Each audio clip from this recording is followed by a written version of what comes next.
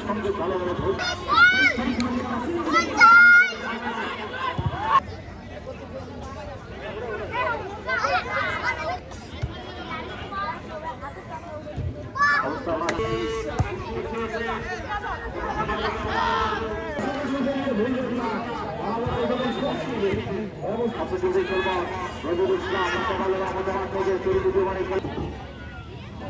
knockout পর্বে qualify করেছেন পাশাপাশি